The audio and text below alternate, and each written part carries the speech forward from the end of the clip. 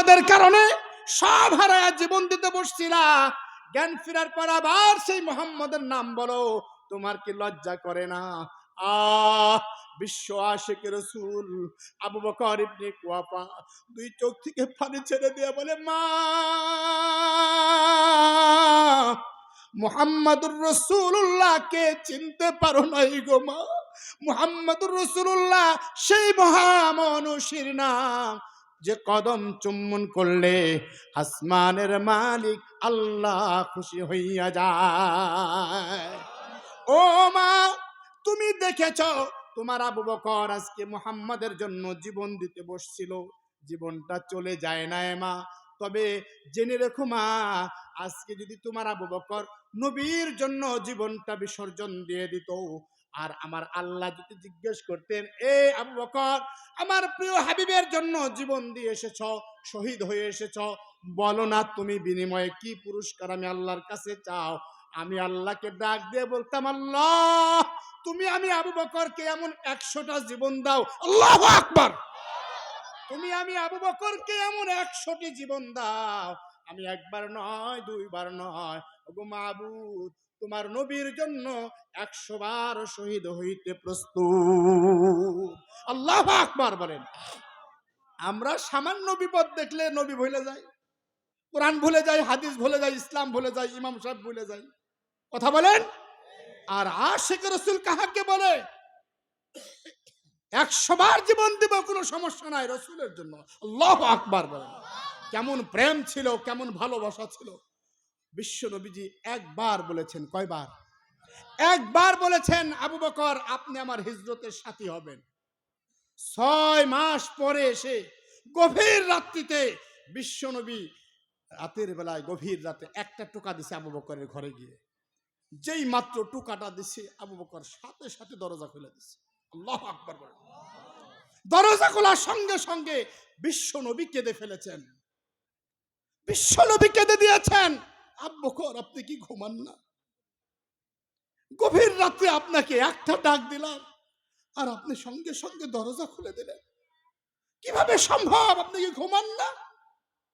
আবু বকর চোখের পানি তরতর করে ছেড়ে দিয়ে বলে, ওগো নবীজি, এই মক্কাতে আপনার কত সাহাবী ছিল, আমি আবু বকরের ভাগ্যটা কত ভালো যে আপনি তাদের সবাইকে মাইনাস করে আমি আবু বকরকে আপনার হিজরতের সাথী বানাইছি। ওগো নবীজি, আমি এত খুশি হয়েছি।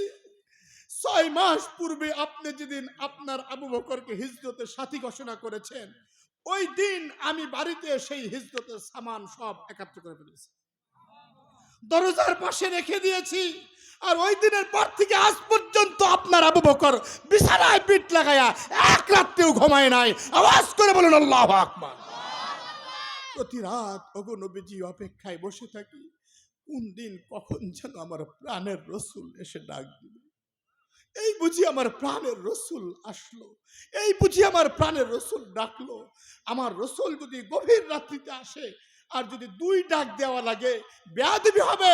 আল্লাহ যদি জিজ্ঞাসা করে, কি জবাব দিব? আল্লাহু আকবার। ওগো নবীজি, এই প্রথম ডাকে যেন দরজা খুলে দেওয়া যায়, এই জন্য আমি আবু বকর 6 মাস যাবত অপেক্ষা করছি। রাসূল আমার ভালোবাসা, রাসূল আমার আলোর আশা, রাসূল আমার প্রেম বিরহের মূল আলোচনা, রাসূল আমার কাজে কর্মের অনুপ্রেরণা। আল্লাহু আকবার বলে। আবু বকর বলতেছি, ইয়া রাসূলুল্লাহ, 6 মাস যাবত আমার আসমা প্রতি রাতে আপনার জন্য নাস্তা বানায় অপেক্ষা করে। আল্লাহু আকবার বলেন। আমি নবী গো 6 মাস যাবত বিছানায় পিঠ লাগায় ঘুমাই না। আল্লাহর হাবিবও কাঁদছেন, আবু বকরও কাঁদছেন। আল্লাহর হাবিবকে নিয়ে আবু বকর ইবনে কুহাফা যখন গারে সওরের মধ্যে গিয়েছেন, কি আশ্চর্য ধরনের কারবার, কি প্রেম, কি ভালোবাসা আবু বকরের ছিল। গারে সওরের মধ্যে আবু বকর ইবনে কুহাফা যখন আল্লাহর হাবিবকে নিয়ে ঢুকছেন, আল্লাহর হাবিব পরিশ্রান্ত, আল্লাহর হাবিব ক্লান্ত। আবু বকর ইবনে কুহাফা তার রানটা বিছিয়ে দিয়েছেন আল্লাহর হাবিবের জন্য, তার উরুটা বিছিয়ে দিয়েছেন আল্লাহর হাবিবের জন্য। আল্লাহর হাবিব আবু বকর ইবনে কুয়াফার উরুকে বালিশ বানায়া রেস্টে গেছেন, ঘুমন্ত অবস্থায় আছেন। আবু বকর সেই গারে সৌরের মধ্যে তাকায় তাকায় দেখতেছে হাজার বছরের পুরাতন গুহা, ছোট্ট ছোট্ট গর্ত দেখা যায়। না জানি কোনো গর্ত থেকে আমার রসুলকে কোনো সাপ দংশন করে কিনা। আল্লাহু আকবার বলেন। কি টেনশন, কি চিন্তা, হঠাৎ যদি একটা সাপ আমার রসুলকে দংশন করে, আল্লাহর কাছে কি জবাব দিব, কি জবাব আমি আল্লাহর কাছে দিব। আবু বকর নিজের কাপড় ছিঁড়ে ছিঁড়ে ছিঁড়ে ছিঁড়ে প্রত্যেকটা গর্ত বন্ধ করে দিচ্ছে, প্রত্যেকটা গর্তের ভিতরে ঢুকিয়ে দিচ্ছে। এক পর্যায়ে কাপড় সব শেষ হয়ে গেছে, গর্ত শেষ হয় নাই। আবু বকর নিজের জীবনকে বাজি রেখে নিজের পায়ের গোড়ালিটা গর্তের ভিতরে ঢুকাইয়া দিচ্ছে। আল্লাহু আকবার বলে। নিজের গোড়ালিটা গর্তের ভিতরে ঢুকাইয়া দিয়া সাপকে ডেকে ডেকে বলতেছে, ও সাপ, তোকে যদি ধ্বংসন করতেই হয়, দংশন যদি করতে হয়, আমি আবু বকরকে কর। আমার মতো এমন হাজারো আবু বকর শহীদ হয়ে গেলে কিচ্ছু যায় আসে না। আমার মতো হাজারো আবু বকর দুনিয়া থেকে বিদায় নিলে কিচ্ছু যায় আসে না। খবরদার, তুই কিন্তু আমার রসুলের গায়ে হাত দিস না, তুই কিন্তু আমার রসুলকে আক্রমণ করিস না, তুই কিন্তু আমার রসুলকে ধ্বংসন করিস না। আল্লাহু আকবার। আবু বকর নিজের জীবনকে বিসর্জন দিয়ে পায়ের গোড়ালি যখন ঢুকায় দিয়ে রাখছে, সাপও তো 100 বছর যাবত অপেক্ষা করছে। কতদিন? 100 বছর যাবত আল্লাহর হাবিবকে এক নজর দেখার জন্য অপেক্ষা করতেছে, পাগল হয়ে গেছে। প্রত্যেক গর্তের ভিতরে হানা দিচ্ছে, হানা দিচ্ছে, বন্ধ, বের হইতে পারে না।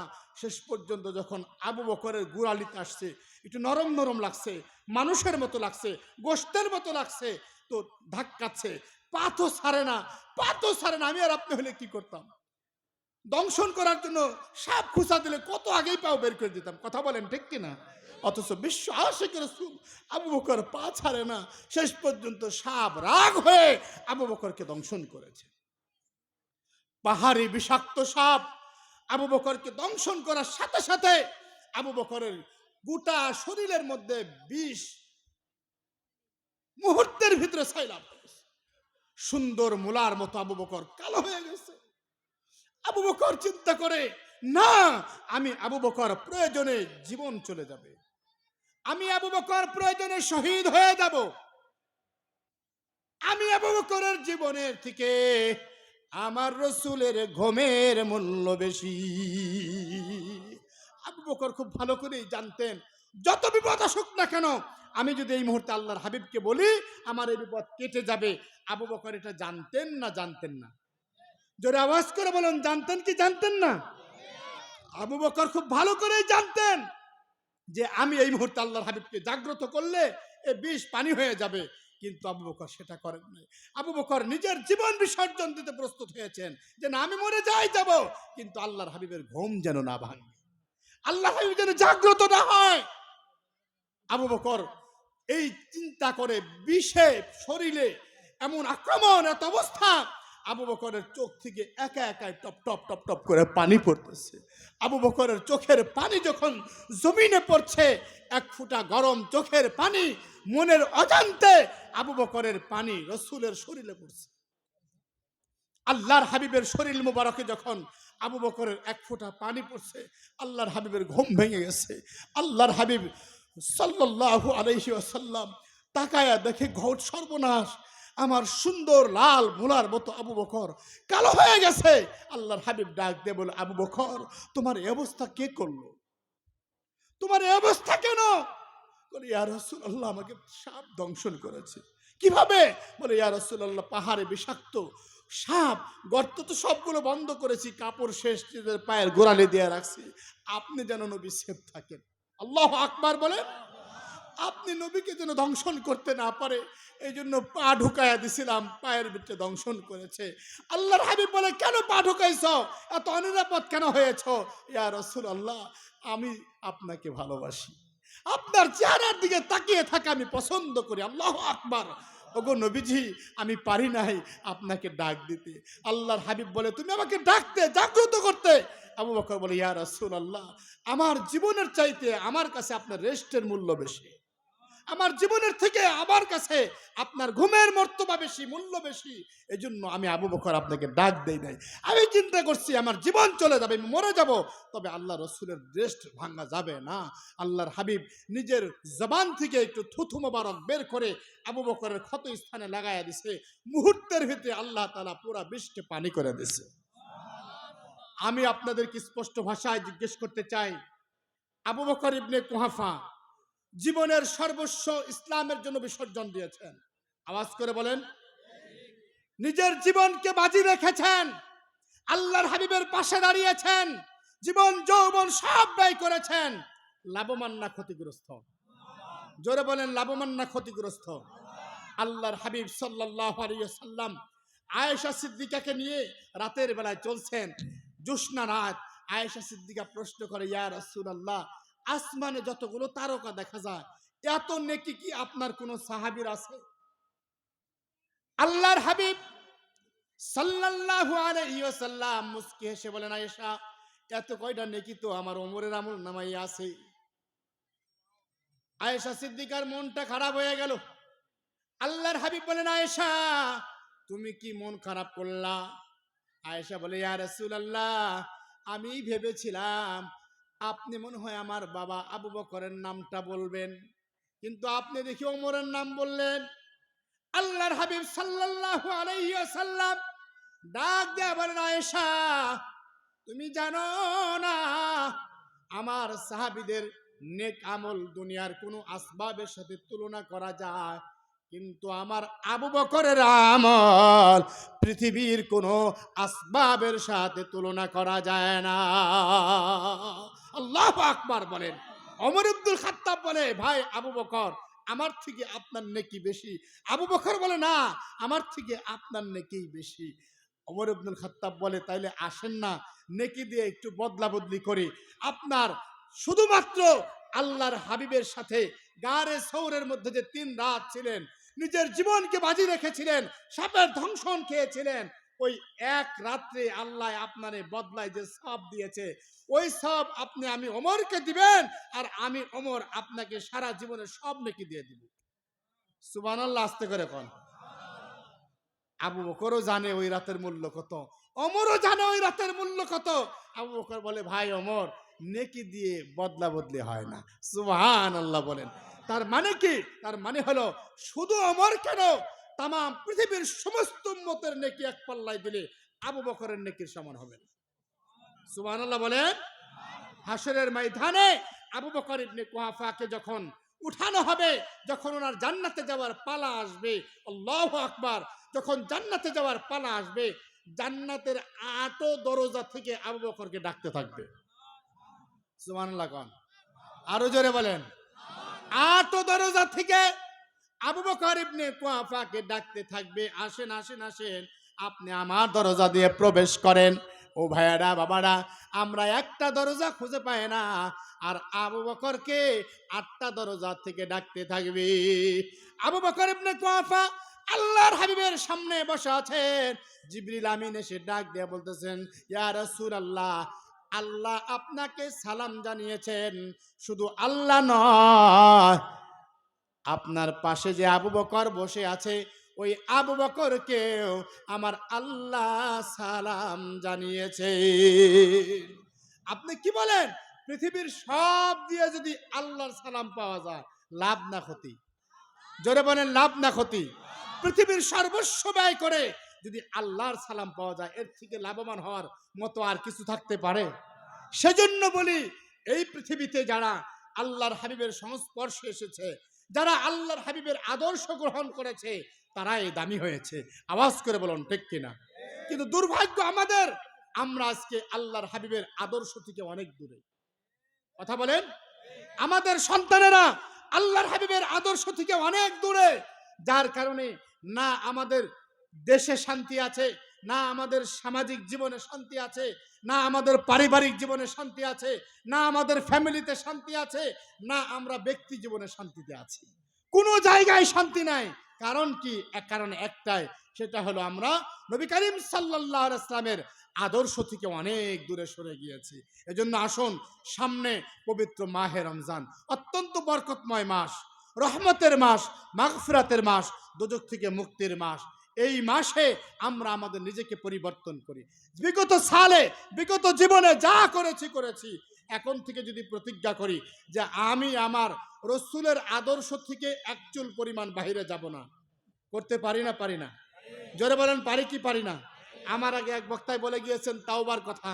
আমার ভাইয়েরা, বন্ধুরা, আসুন তাওবা করে ইস্তেগফার পরে নিজেকে পরিবর্তন করুন। আত্তাইবু মিনাজ যামবি কামাল্লা যামবালা।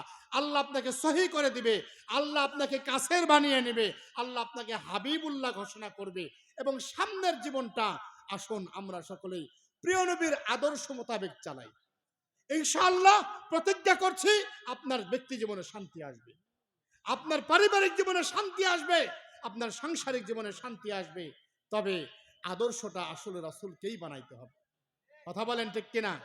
আল্লাহ পাক রব্বুল আলামিন বলেন, কুল ইন কুনতুম তুহিব্বুনাল্লাহ ফাত্তাবিউনি ইউহিব্বুকুমুল্লাহ। এই পৃথিবীতে আল্লাহর ভালোবাসা চায় না এমন কোন মানুষ আছে? যারা নাস্তিক তাদের কথা ভিন্ন, যারা আস্তিক অন্য ধর্মের মানুষ তারাও কিন্তু আল্লাহর ভালোবাসা চায়। কথা বলেন ঠিক কিনা? বিভিন্ন জন বিভিন্ন ভাবে কাজ করছে আর আল্লাহর ভালোবাসা চাচ্ছে।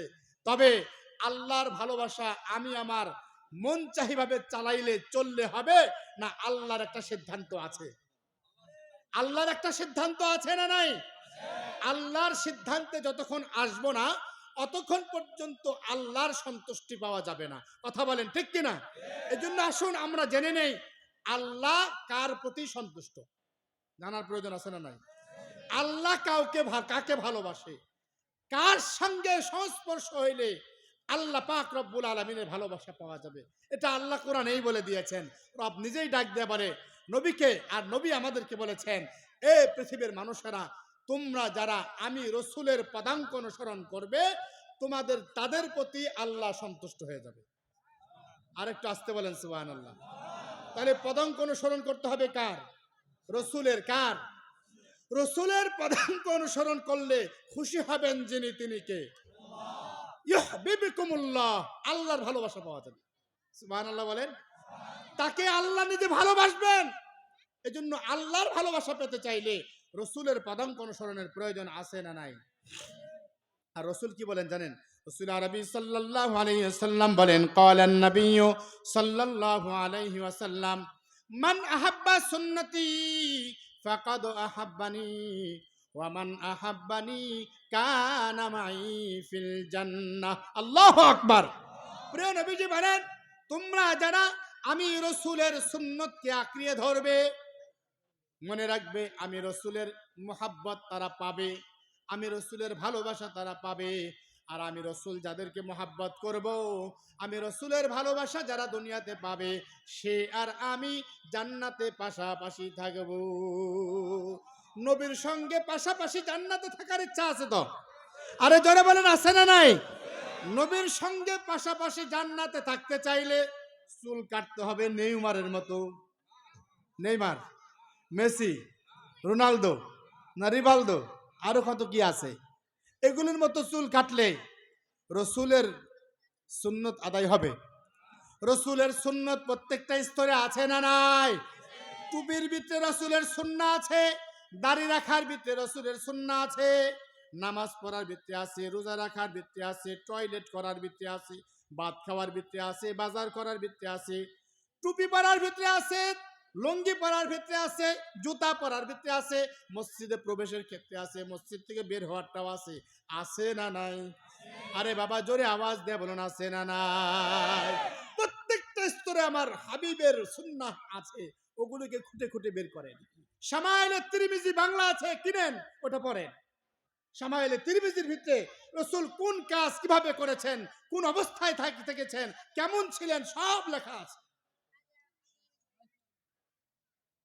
রসুলের সুন্নাহ আধুনিক জীবন বিধান, এই বই কিনে পড়েন। এই বইয়ের ভিতরে রসুলের সুন্নাহগুলো স্পষ্ট স্পষ্ট লেখা আছে। রসুলের সুন্নাহ মানলে রসুলকে ভালোবাসা হবে। আত্মা দিয়ে নবীকে ভালোবাসেন, আত্মা দিয়ে ভালোবাসেন, রসুলের পাশাপাশি জান্নাতে থাকা যাবে। আর বেশি বেশি আল্লাহর কাছে কাঁদেন, আল্লাহ তুমি আমাকে আমার দিলে প্রিয় নবীর মোহাব্বত দাও। সুবহানাল্লাহ কোন। এক বদুই সাহাবী, গ্রাম্য সাহাবী আল্লাহর হাবিবকে এসে বলতেছে, ইয়া রাসূলুল্লাহ আপনি নাকি নবী মুহাম্মদ? বলে হ্যাঁ। আপনারা নাকি আল্লাহ নবুয়ত দিছে? বলে হ্যাঁ। মানে গ্রাম্য মানুষের কথার ভাষা যেমন হয়ে থাকে, বলে যে আপনি নাকি বলেন 5 ওয়াক্ত নামাজ পড়তে হবে? বলে হ্যাঁ 5 ওয়াক্ত নামাজ পড়তে হবে। আপনি নাকি বলেন বৎসরে 1 মাস রোজা রাখতে হবে? বলে হ্যাঁ রাখতে হবে। বলে আমি কাজ করে খাই তো বেশি ইবাদত করতে পারবো না, 5 ওয়াক্ত নামাজ পড়ি, রোজাটা ঠিক মতো রাখি, তাতে কি চলবে? আল্লাহর হাবিবকে জিজ্ঞেস করতেছে তাতে কি চলবে? মুস্কি হেসে দিয়ে বলতেছে, গো নবীজি তবে আর কিছু করতে না পারলো একটা কাজ আমার আছে, এর বাইরে মাত্র একটা কাজ আছে। রসুল বলেন সেই কাজটা কি? বলে আমি আত্মা দিয়ে আপনারে ভালোবাসি। আর একটু আসতে বলেন সুবহানাল্লাহ। কি বলে? বদুই সাহাবী বলতেছেন আমি 5 ওয়াক্ত নামাজ বেশি পড়ার সময় পাই না, রমজান মাসে 1 মাস রোজা রাখি, এর থেকে বেশি কিছু পারি না, চলবে? আল্লাহর হাবিবকে ডাক দিয়ে বল, তবে একটা আমল আমার বাইরে আছে, সেটা হলো আমি নবী আপনাকে আত্মা দিয়ে ভালোবাসি। রসুল বলেন, এ সাহাবায়ে কেরাম, উনি যদি ওনার কথায় একমত হয়ে থাকে, এটা যদি ওনার দিলের কথা হয়ে থাকে, তাইলে তোমরা একটা জান্নাতি মানুষের চেহারা দেখো। সুবহানাল্লাহ বলেন। একটা জান্নাতি মানুষের চেহারা দেখো, হাসরের ময়দানে আমি আর সে পাশাপাশি জান্নাতে থাকবো। আরে আমরা তো মানুষ, 4টা কসম করে আল্লাহ আমাদেরকে শ্রেষ্ঠ জাতি বলেছেন। কথা বলেন ঠিক কিনা? আল্লাহ বলেন ওয়াত্তিন ওয়াজ্জাইতুন ওয়া তুরি সিনিন ওয়া হাযাল বালাদিল আমিন। 4টি কসম করে রব ডাক দেয়া বলেন, লাকাদ খালাকনাল ইনসানা ফি আহসানি তাকওয়িম। এ মানুষ তুমি সর্বশ্রেষ্ঠ জাতি, সবথেকে আহসান, সবথেকে সুন্দর করে আমি আল্লাহ তোমাকে বানিয়েছি। তোমার থেকে সুন্দর কোনো জাতি আমি আল্লাহ পৃথিবীতে বানাই নাই। শ্রেষ্ঠ জাতি আমরা, শ্রেষ্ঠ নবীর উম্মত আমরা। আমরা চাইতে দেরি, আল্লাহ দিতে দেরি করবে না। কথা বলেন ঠিক কিনা? আল্লাহর হাবিবের জন্য কেঁদে একটা মরা খেজুর গাছ আল্লাহর হাবিবের সাথে জান্নাতে হয়েছে। সুবহানাল্লাহ কোন। একটা মরা খেজুর গাছ আল্লাহর হাবিবের জন্য কাঁদছে, তো আল্লাহ তাকে জান্নাতের ভিতরে স্থান করে দিয়েছে। যেন তেন জান্নাত না, আল্লাহর হাবিবের জান্নাত। ঘটনা বলবো, আল্লাহর হাবিব সাল্লাল্লাহু আলাইহি সাল্লাম একটা মরা খেজুর গাছের সাথে হেলান দিয়ে মসজিদে নববীতে খুতবা দিতেন। তো এক সাহাবী এসে বলতেছে, ইয়া রাসূলুল্লাহ আপনি বিশ্ব নবী, আপনি এই মরা খেজুর গাছের সাথে হেলান দিয়ে খুতবা দেন, এটা মানা? এটা সুন্দর চেয়ার দরকার। কথা বলেন ঠিক কিনা? আমাদের মসজিদগুলোতে দেখেন না কত সুন্দর সুন্দর মেম্বার বানানো আছে। তো আল্লাহর হাবিবকে ডাক দিয়ে বলতেছেন, ইয়া রাসূলুল্লাহ আপনি বিশ্ব নবী, আপনি একটা খেজুর গাছের সঙ্গে হেলান দিয়ে খুতবা দেন, এটা তো বেমানান। আপনি যদি আমাকে অনুমতি দেন, আমার বাড়িতে একটা রাখাল আছে, ও ভালো কাঠ মিস্ত্রিও। আগামী শুক্রবারে জুমার দিনে, জুমার নামাজের আগে মসজিদে নববীতে আমি সুন্দর একটা মেম্বার দান করতে চাই। আল্লাহর হাবিব অনুমতি দিয়ে দিলেন।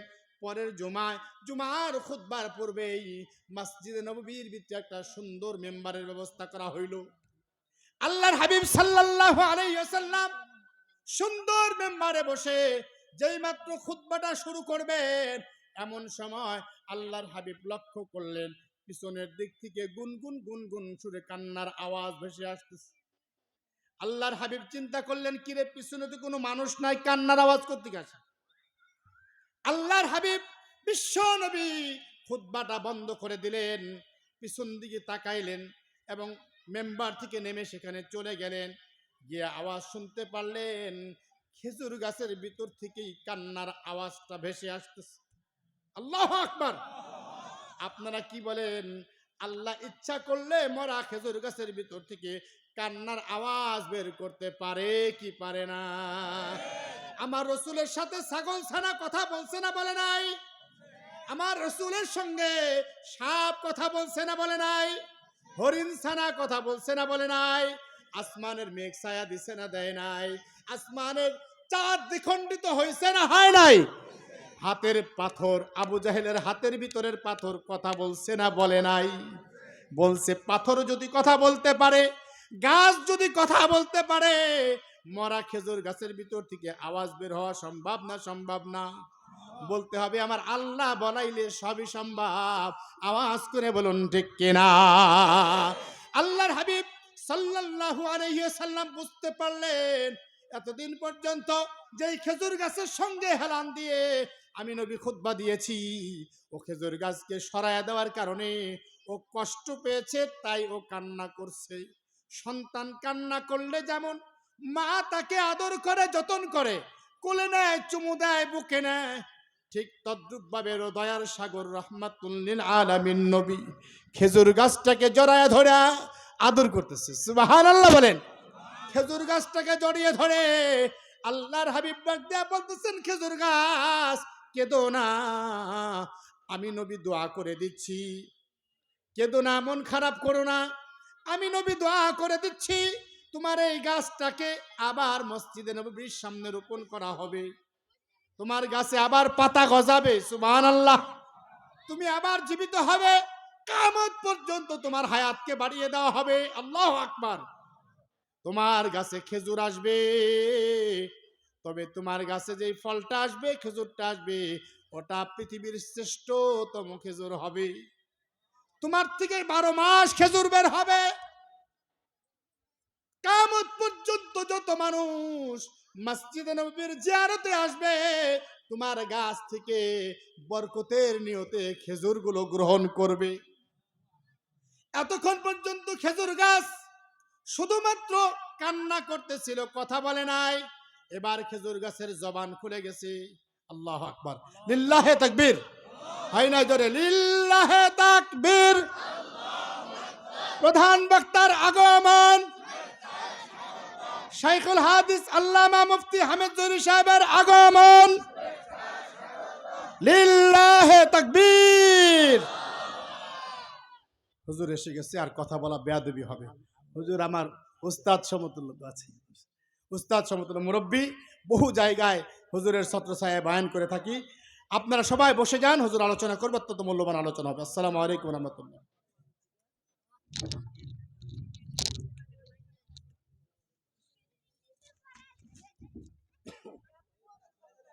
আলহামদুলিল্লাহ। নারায়ে তাকবীর, নারায়ে তাকবীর। প্রধান বক্তার আগমন, প্রধান বক্তার আগমন। নারায়ে তাকবীর।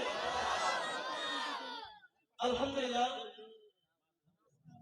সন্ধ্যা পর্যন্ত, সন্ধ্যার থেকে নিয়ে এ পর্যন্ত যার অপেক্ষায় আমরা বসে আছি, তিনি আমাদের সামনে উপস্থিত হয়েছে।